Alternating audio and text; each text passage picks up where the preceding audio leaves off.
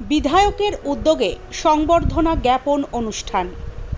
ইমাম মুয়াজ্জমদের পর এবার পুরোহিত পুজো কমিটির সম্পাদক এবং আদিবাসী সমাজের মাঝি বাবা, নায়গা বাবা এবং পাহান বাবা সহ সমাজের 500 জন গুণীজনকে সংবর্ধনা দেওয়া হলো মালতীপুরের বিধায়ক তথা জেলা তৃণমূল সভাপতি আব্দুর রহিম বক্সির পক্ষ থেকে।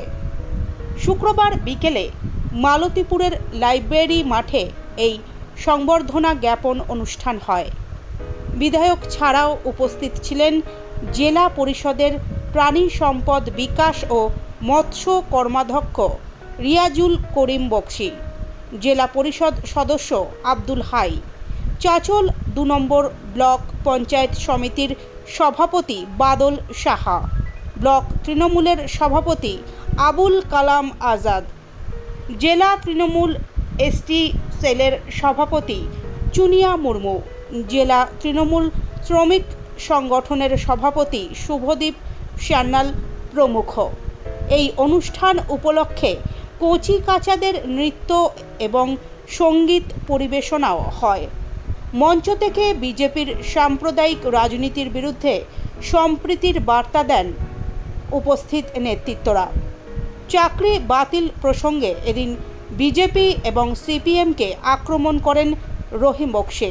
এই প্রসঙ্গে সংবাদ মাধ্যমের মুখোমুখি হয়ে তিনি আমাদের কিছুদিন আগে আমার বিধানসভার প্রায় 1600 ইমাম মুয়াজ্জিনকে শামসি কলেজে আমরা সম্বর্ধিত করেছিলাম এবং সেজন্য ঘোষণা করেছিলাম যে আমাদের বিধানসভায় যত পুরোহিত আছে, সমস্ত দুর্গাপূজা কমিটির সম্পাদক যারা আছেন, যারা সাঁওতাল সমাজের ধর্মগুরুরা আছেন, যারা ওরাও সমাজের ধর্মগুরুরা আছেন, যারা মুন্ডা সমাজের ধর্মগুরুরা আছেন, তাদের সবাইকে আমরা সম্বর্ধিত করব। আজকে প্রায় 500 ধর্মগুরুদের আমরা এখান থেকে সম্বর্ধিত করছি আমার মালতীপুর বিধানসভা কেন্দ্রে যারা আছে, এবং আমি আশা রাখবো যে আগামী দিনগুলোতেও এই যে আমাদের বাঙালির ঐতিহ্য, সাম্প্রদায়িক সম্প্রীতি, সংহতি, ঐক্য, এটা অটুট যেন থাকে। এই ধরনের অনুষ্ঠানের মধ্যে দিয়ে যাতে আমরা সবাইকে এক করে রাখতে পারি, একসাথে থাকতে পারি এবং আমাদের সভ্যতা সমাজকে আমরা বজায় রাখতে পারি, টিকিয়ে রাখতে পারি, এই দায়িত্ব ভারী আমরা সকলে নিব। এই আবেদন সকলের কাছে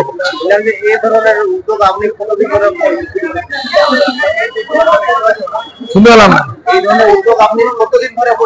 এটা আমি 2011 সালে যখন আমি প্রথম বিধায়ক হয়েছিলাম তখন থেকে এই কর্মসূচি আমাদের চলছে।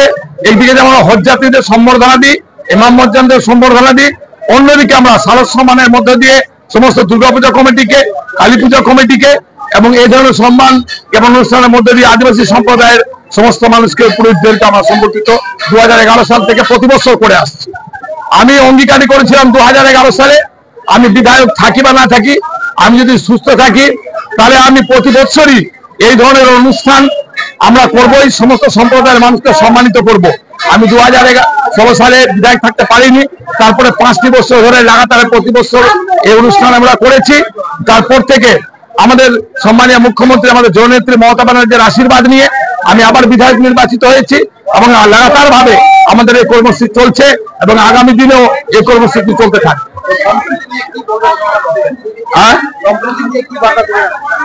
আমরা বাঙালি, আমাদের পরম্পরা আছে দীর্ঘদিনের যে আমরা একসাথে সকলে সমস্ত ধর্মের মানুষ বসবাস করি।